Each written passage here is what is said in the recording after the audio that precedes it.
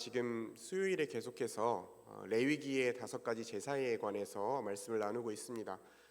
지난 2주 동안 번제에 대해서 말씀을 나눴고요. 오늘은 소제, 두 번째 제사인 소제에 관한 말씀을 우리가 읽었습니다. 레위기 2장을 통해서 하나님께서 이제 번제에 이어서 곡식으로 드리는 제사, 이 소제는 곡식으로 드리는 제사거든요.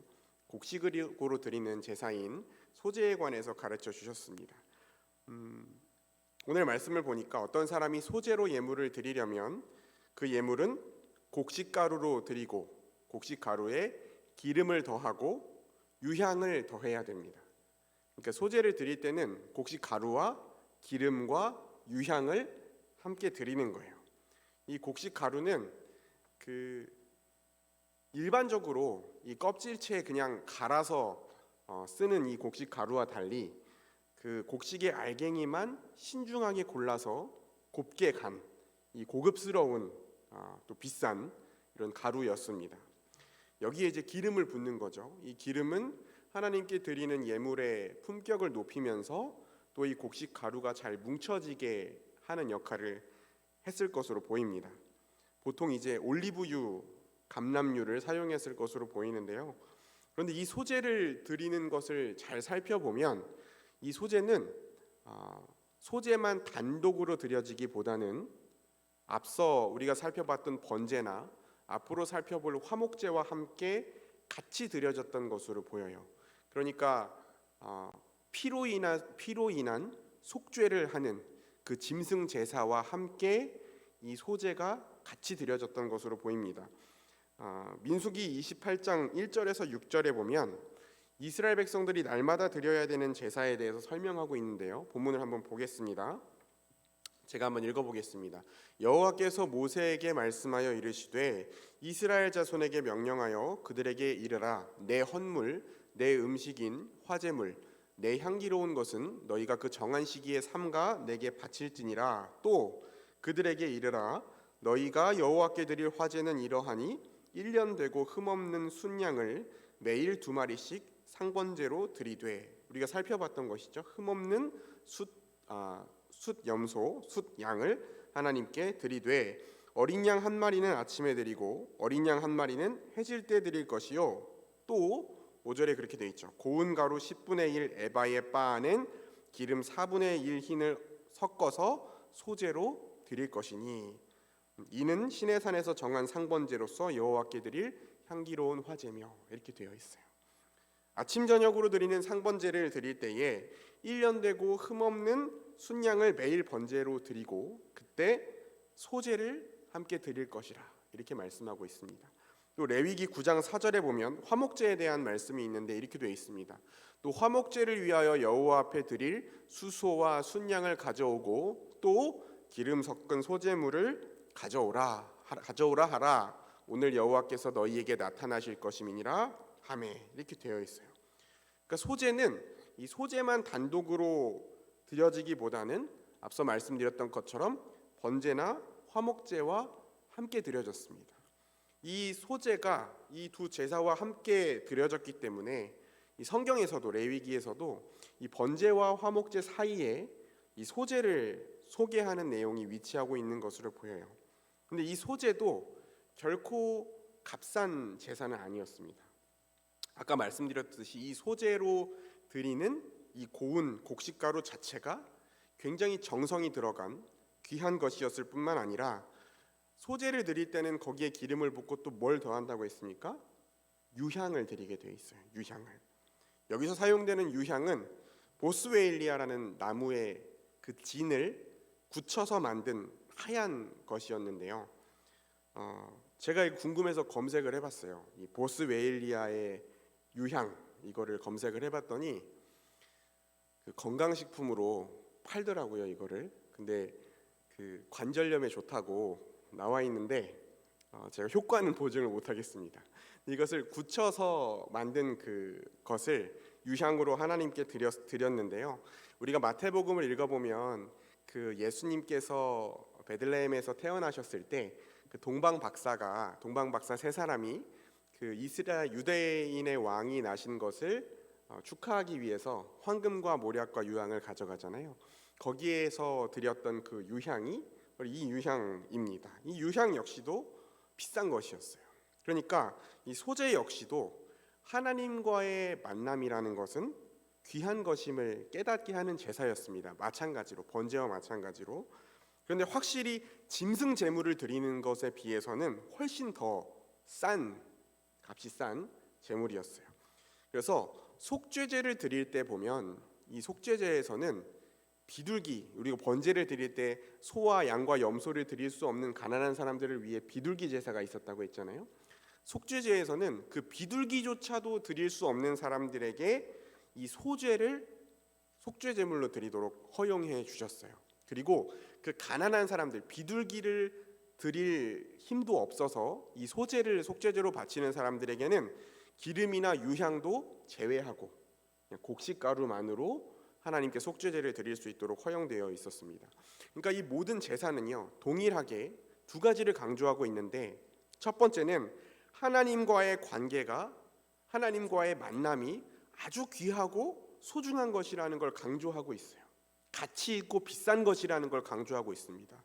근데 동시에 또 뭘 강조하고 있냐면 반대로 우리가 경제적인 이유로, 가난하다는 이유로 하나님과의 만남이 막혀서는 안 된다라는 것도 동시에 가르치고 계신 것입니다. 이게 이제 우리가 제사 전체를 통해서 알 수 있는 것이고, 특별히 오늘 우리가 나눌 말씀은요, 이 소제를 통해서, 이 소제가 드려지는 과정을 통해서 우리의 신앙생활이 어떠해야 하는지에 대해서 말씀을 나누려고 합니다.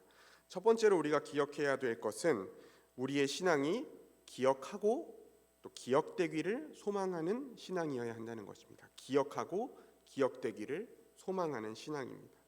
우리가 오늘 읽은 이 소제를 드리는 과정을 다시 한번 좀 살펴보겠습니다. 먼저 제사를 드리는 사람이 고운 가루, 고운 곡식가루와 기름과 유향을 가지고 옵니다. 그럼 그 곡식가루를 놓고 거기에다가 기름을 부어요. 그러면 그 곡식을 전부 다 태워서 드리는 게 아닙니다. 제사장이 어떻게 합니까? 한 움큼을 쥐어요. 한 움큼을 짚고 유향은 가지고 온 것을 남기지 않고 다 잡습니다. 거기 모든 유향이라고 돼 있잖아요. 그러니까 모든 유향을 잡고 기름 섞인 소재물은, 곡식가루는 다 태워드리는 게 아니라 한 움큼을 집어서 기념물로 제단 위에서 태운다, 이렇게 되어 있어요. 그러면 여호와께서 이 화제를 향기로운 냄새로 받으신다, 그렇게 되어 있습니다. 이 한 줌만 태워드리는 것을 뭐라고 부른다고 했죠? 기념물이다, 이렇게 했어요. 기념물. 이 기념물이라는 표현의 어원을 보면 어떤 의미를 담고 있냐면 기억하게 한다는 의미를 담고 있어요. 기억하게 한다는 의미. 기념물. 그러니까 이 소제를 드리는 목적은 여호와께서 그 제사를 드리는 사람과 관련해서 무언가를 기억하게 하기 위해서, 그러니까 하나님께서 그 제사 드리는 사람을 기억해 주시기를 소망하는 마음으로 드리는 것입니다. 그러면 여러분, 하나님이 우리를 기억하신다는 건 어떤 의미가 있을까요? 하나님이 우리를 기억하시면 뭐가 좋을까요? 기분이 좋겠죠? 뭐가 좋을까요? 모세오경에서 하나님이 기억하신다라는 표현이 나올 때는 대부분 구원과 연결된 표현이 나옵니다. 하나님께서 노아와 그 가축들이 방주에 있는 것을 기억하시고 바람을 불게 하셔서 물이 줄어들게 하셨다. 하나님께서 아브라함을 기억하시고 소돔을 심판하실 때 롯을 그곳으로부터 구원하셨다. 하나님께서 이스라엘 백성들의 부르짖음을 들으시고 아브라함과 이삭과 야곱과 하신 언약을 기억하시고 그들을 출애굽시키십니다. 그러니까 하나님께서 기억하시는 것이 구원과 연결되어 있다는 것은 이 소제를 드리는 의미가 하나님께서 그 제사하는 사람을 기억하시고 구원의 은혜를 베풀어 달라는 기도와 같은 의미가 있는 거예요. 한 사람의 죄를 대속하는, 속죄하는 피의 제물을 드리면서, 피의 제사, 짐승 제사를 드리면서 하나님께서 이 제사자를 기억하시고 구원하시기를 소망하는 기도와 같이 올려드리는 것이 이 소제였다는 것입니다. 제사하는 사람도 하나님의 은혜를 기억하고 또 하나님께서 반대로 기억해 주시기를 소망하는 마음으로 제사를 드리면서 이스라엘 백성들은 하나님과 친밀한 관계를 유지할 수 있었어요. 이것과 마찬가지로 우리도 역시 신앙생활을 하면서 먼저 하나님과의 관계를 우리가 친밀하게 유지하기 위해서는 우리가 먼저 늘 하나님 아버지를 기억하면서 살기를 소망하고 우리가 살아가는 매 순간마다 하나님 아버지를 기억하고 하나님의 은혜를 기억하기를 소망하고 또 하나님께 기억되기를 소망하는 마음이 우리에게 있어야 됩니다. 목사님, 우리가 소망하면 하나님이 우리를 기억하시고 우리가 소망하지 않고 기도하지 않으면 하나님이 우리를 기억 안 하십니까? 이렇게 물으실 수도 있을 거예요. 그렇죠? 모든 걸 아시는 하나님이 우리의 마음이나 노력과 상관없이 항상 우리를 기억하시죠. 이렇게 얘기할 수도 있을 거예요. 맞아요. 하나님은 우리가 하나님과 친밀한 관계를 맺고자 하는 마음이 없어도 우리를 기억하시고 우리를 기억하시고 우리를 구원해 달라고 우리가 기도하지 않아도 우리를 기억하세요. 심지어 우리가 하나님을 잊고 죄악 가운데 빠져 있을 때도 하나님은 우리를 기억하십니다. 그런데 우리가 정말 하나님을 내 창조자로 믿고 나의 구원자로 믿는다면 우리가 정말 그 하나님을 나의 왕으로 믿고 내가 정말 그 하나님을 나의 아버지로 믿는다면 더욱 서로를 기억하고 내가 하나님을 기억하고 하나님이 나를 기억해 주시고 그 더 친밀한 관계 가운데 더 인격적인 관계 가운데 있기를 소망하는 마음을 품는 것이 너무나 자연스럽고 마땅한 것이잖아요. 저한테 딸이 둘이 있는데 둘째 딸이 이제 5살이 돼서 조금 올해 이제 유치원에 들어가거든요. 근데 제가 이제 방에서 자려고 불을 끄고 누워 있으면 슬그머니 문을 열고 이제 들어와요. 이게 어떤 상황이냐면 제가 이제 새벽에 일어나기 때문에 저희 집에 4식구 중에 제가 제일 먼저 잡니다. 제가 한 10시 반에서 11시 사이에 자거든요. 그럼 이제 아내는 아이들 방에서 이제 아이들을 재우다가 같이 잠들 때도 있고 또 아이들이 좀 일찍 잠들면 이제 제 방으로 오는데 제가 먼저 자려고 이제 불 끄고 누워 있으면 이제 아이들이 와서 문을 두드리거나 문을 열고 들어오는 거죠. 어떤 목적으로 들어오는지 모르잖아요. 만약에 이제 놀아달라거나 책을 읽어달라고 때를 쓰려고 들어오는 거면 이제 자는 시간이 늦어질 수 있기 때문에 항상 이제 아이들이 올 때 긴장을 하는데 요즘 들어서 그 둘째가 하는 일이 뭐냐면 조용히 이렇게 문을 열고 들어와요. 그래서 유나야 왜 왔어? 이렇게 물어보면 아빠 안아주고 가려고 이렇게 얘기를 해요. 아빠 안아주고 가려고 그러지. 그러면 이제 와서 저를 안아주고 그럼 잘 자라고 인사를 하고 문을 닫고 이제 나갑니다. 여러분, 제 딸이 그런 표현을 하지 않는다고 해서 제가 딸을 사랑하지 않거나 딸을 기억하지 않는 것은 아니지만 그런 마음과 그런 표현을 통해서 아빠와 딸이라는 관계를 분명히 하고 그 친밀함 가운데 서로의 관계를 누리는 경험을 하는 것이죠. 경험을 하는 것입니다. 우리의 신앙이 이것처럼 늘 하나님을 우리도 더 기억하려고 애쓰고 삶 가운데 하나님을 더 기억하려고 애쓰고 또 하나님이 우리를 더 기억해 주시기를 소망하면서 늘 기도하고 예배하는 가운데 그 하나님과의 친밀한 교제 속에서 하나님과의 친밀한 관계 속에서 기쁨과 평안을 누리는 신앙생활이 될 수 있기를 주의 이름으로 축원합니다.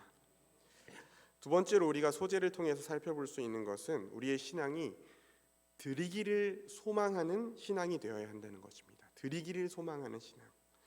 여러분, 제사와 관련돼서 이 본문을 쭉 읽다 보면 제일 많이 나오는 동사가 어떤 동사냐면 드린다는 동사예요. 당연히 그렇겠죠. 제사를 드리는 방법을 설명한 거니까 드린다, 여호와 앞에 가져간다, 제사장에게로 가져간다 이런 동사가 제일 많이 쓰이는데 그것 다음으로 많이 쓰이는 동사가 뭐냐면 돌린다라는 동사예요. 돌린다. 주로 제사장에게로 돌린다라는 동사가 많이 쓰입니다. 여러분, 오늘 제사장이 그 소재로 가지고 나온 곡식을 한 움큼만 쥐어서 여호와께 태워드리잖아요, 그렇죠? 그럼 나머지 그 곡식들은 태워드리고 난 나머지 곡식은 어떻게 할까요? 그 나머지는 아론과 그의 아들들, 제사장들을 위한 것입니다. 제사장들이 그 남은 것을 가지고 먹고 사는 거예요. 탄수화물을 공급받는 겁니다, 그걸로. 그리고 하나님께서는 이 제사장의 몫으로 주어진 것은 거룩한 제사장이 성막 안에 지정된 장소에서 먹을 수 있도록 구별된 것이기 때문에, 하나님이 특별히 구별하신 것이기 때문에 여호와의 화제 중에서 지극히 거룩한 것이다. 하나님께서 그렇게 표현하셨어요. 여러분, 하나님께서 이스라엘 백성들을 애굽으로부터 구원하시고 약속의 땅인 가나안 땅에 들어가게 하셨을 때, 그 땅을 정복하게 하셨을 때 이스라엘 백성들에게 가장 먼저 한 것이 무엇이었습니까? 그 땅을 나눠서 이스라엘 지파들에게 분배해 준 거였어요. 그 땅을 왜 하나님께서 분배해 주셨습니까? 그들이 먹고 살 수 있는 터전을 마련해 주신 거예요. 그들이 경작하고, 그들이 재배하고, 그들이 목축을 하고, 그들이 먹고 살 터전을 주신 것입니다. 부동산을 나눠 주신 거예요. 근데 레위인들에게는 먹고 살 터전을 마련해 주시지 않았습니다. 그들은 성소에서 일을 하고 백성들에게, 다른 지파들에게 하나님의 말씀, 하나님의 율법을 가르치는 일에 온전히 헌신하면서 어떻게 먹고 삽니까? 백성들이 드린, 다른 지파들이 드린 11조를 가지고 먹고 살게 되어 있었어요. 그리고 제사장들은 여호와께 바친 그 제물로부터 나오는 것으로 생계를 유지하도록 되어 있었습니다. 민수기 18장 20절에 보면 이렇게 되어 있어요. 여호와께서 또 아론에게 이르시되, 첫 번째 대제사장이었던 아론에게 이르시되, 너는 이스라엘 자손의 땅에 기업도 없겠고 그들 중에 아무 분깃도 없을 것이나 내가 이스라엘 자손 중에 네 분깃이요 내 기업이니라. 아멘.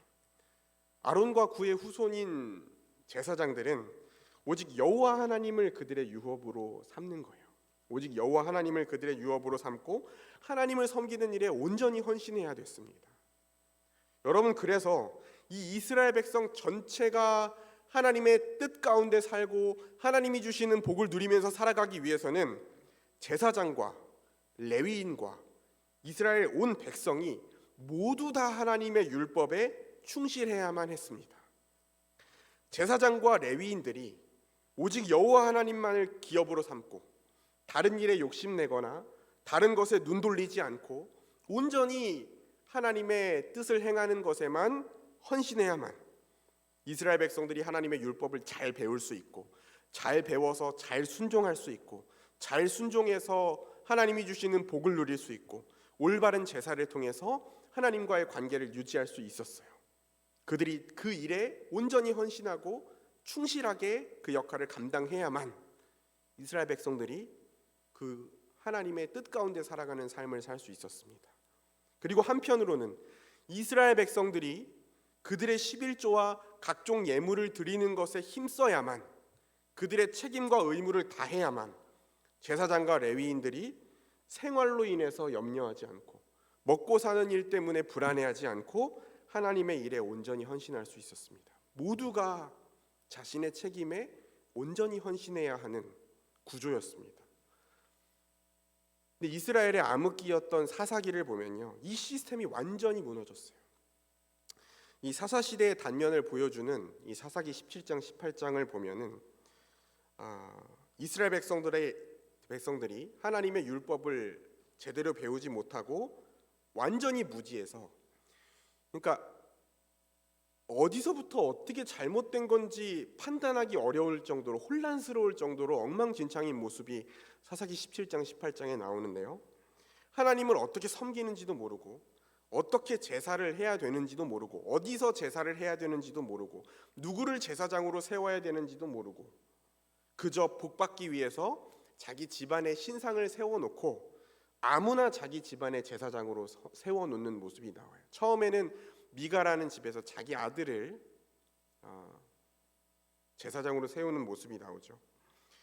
그리고 이 11조와 제사가 다 무너진 상황에서 한 레위인이 등장하는데요, 그 레위인은 자기에게 맡겨진 그 지파의 목초지에서 하나님의 하나님을 위해 봉사하고 하나님의 백성들에게 말씀을 가르쳐야 하는 레위인인데 먹고 살기 위해서 여기저기를 떠돌아다니다가 자신에게 먹을 것과 입을 것을 준다는 말을 듣고 한 집에 개인 집의 제사장으로 들어갑니다.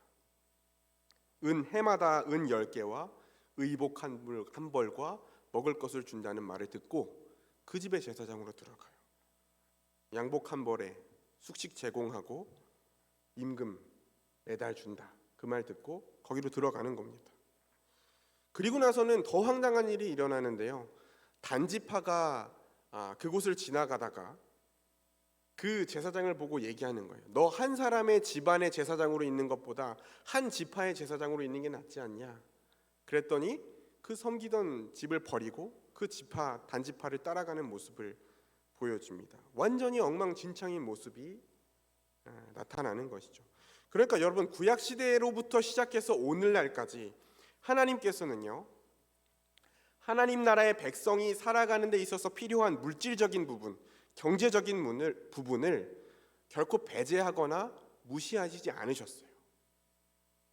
쉽게 말하면 하나님의 백성에게는 영적인 것이 중요하니까 먹고 사는 문제, 돈 문제 같은 것은 편한 대로 마음대로 해도 된다라고 말씀하시지 않았다는 것입니다. 오히려 신앙 공동체 전체가 물질적인 부분에서 하나님께 헌신하고 공동체를 위해서 헌신하면서 함께 서로를 책임지도록 만드셨어요.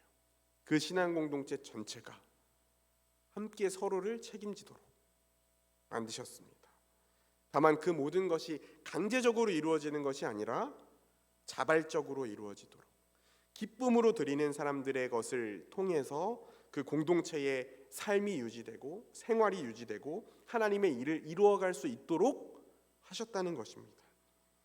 사도행전 2장에 보면 하나님의 성령으로 충만하게 되었을 때, 예수님께서 승천하신 뒤에 성령을 보내셔서 오순절에 성령으로 충만케 된 초대교회가 세워졌을 때 나타났던 모습이 뭡니까? 물건을 서로 통용하고 재산을 팔아서 가난한 자들에게 나누어주는, 필요한 자들에게 나누어주는 모습이 초대교회에 나타났어요. 초대교회에 없었던 것이 두 가지가 있었는데, 자기의 것을 자기의 것이라고 주장하는 사람이 없었고 가난한 사람이 없었다. 그렇게 기록하고 있습니다. 여러분, 그 어떤 부강했던 강대국에도 가난한 자가 없었던 공동체는 없었습니다. 오히려 부자가 더 부자가 되고 가난한 사람이 더 가난해지면 가난해졌지, 가난한 사람이 없었던 공동체는 역사상 없어요. 오직 하나님 나라의 공동체, 자발적인 섬김을 통해서 서로를 내 몸과 같이 사랑하며 책임지는 그 신앙 공동체 안에서만 이러한 역사가 일어날 수 있었습니다. 그렇기 때문에 우리는 이 소제를 드리고 남은 것을 제사장에게로 돌리는 이 부분을 살펴보면서 하나님께 드리기를 소망하는 신앙이 건강한 신앙이고 성경적인 신앙이고 하나님께서 우리에게 원하는 신앙이라는 것을 알 수 있습니다. 우리가 이 거룩한 부담과 책임을 외면하지 않고 하나님의 은혜를 기억하고 성령의 인도하심을 따라서 기쁨으로 드리기를 소망하는 신앙이 우리 대전 남부교회에 세워질 수 있기를 주의 이름으로 축원합니다. 마지막으로 소제를 통해서 우리가 소망해야 할 신앙의 모습은 변질시키는 것이 아니라 변질을 막는 신앙입니다. 변질시키는 것이 아니라 변질을 막는 신앙. 오늘 우리가 읽은 본문 11절부터 13절까지를 읽어보면요, 이 소제를 드릴 때 절대 넣어서는 안 되는 것이 등장하고요, 또 반드시 넣어야 되는 것, 반드시 들어가야 되는 것이 등장합니다. 11절을 한번 읽어볼까요? 우리 다 같이 한번 읽어보겠습니다. 11절, 너희가, 시작. 너희가 여호와께 드리는 모든 소제물에는 누룩을 넣지 말지니 너희가 누룩이나 꿀을 여호와께 화제로 드려 사르지 못할지니라. 아멘. 뭘 넣지 말라고 되어 있죠? 누룩과 꿀. 누룩과 꿀은 절대 넣으면 안 된다, 이렇게 말씀하셨어요. 그리고 반드시 넣어야 하는 것이 있습니다. 13절을 한번 같이 읽어볼까요? 13절 시작. 내 모든 소제물에 소금을 치라. 내 하나님의 언약의 소금을 네 소재에 빼지 못할지니 내 모든 예물에 소금을 드릴지니라. 아멘. 반드시 넣어야 되는 건 뭡니까? 소금이에요. 소금. 여러분, 어떤 의미가 있을까요? 여기 왜 하나님께서는 누룩과 꿀은 절대 넣으면 안 되고 소금은 반드시 넣어라, 왜 하나님께서 이렇게 말씀하셨을까요? 가급적이면 당은 줄이고 간은 맞춰라, 그런 뜻은 아니었겠죠, 그렇죠? 그런 뜻은 아니었을 겁니다. 누룩이나 꿀을 드리지 말라고 한 이유는 이 누룩과 꿀이 재물을 변질되게 하는 성질을 가진 것들이에요. 변질되게 하는 성질을 가진 것들이었습니다. 하나님께서는 순전한 예물을 원하시기 때문에 예물을 부패시키거나 변질시킬 수 있는 누룩이나 꿀을 금지하신 것으로 보여요. 그 의미상. 그렇다면 반대로 왜 소금은 반드시 넣으라고 하셨을까요? 소금은 변질을 막는 성질을 갖고 있기 때문에 그렇습니다. 소금은 부패를 막는 성질을 갖고 있잖아요. 특히 하나님께서 소금에 관해 말씀하시면서 하나님의 언약의 소금이라는 표현을 쓰셨어요. 언약의 소금. 언약의 소금이 어떤 소금일까요? 하나님께서는 이 변하지 않는 영원한 언약으로 인해서 변하지 않는 하나님과의 관계, 이걸 표현하실 때 이 소금 언약이라는 표현을 쓰곤 하시는데 한 구절만 한번 보겠습니다. 역대하 13장 5절입니다. 역대하 13장 5절에 이렇게 되어 있어요. 이스라엘 하나님 여호와께서 소금 언약으로 이스라엘 나라를 영원히 다윗과 그의 자손에게 주신 것을 너희가 알 것 아니냐. 아멘.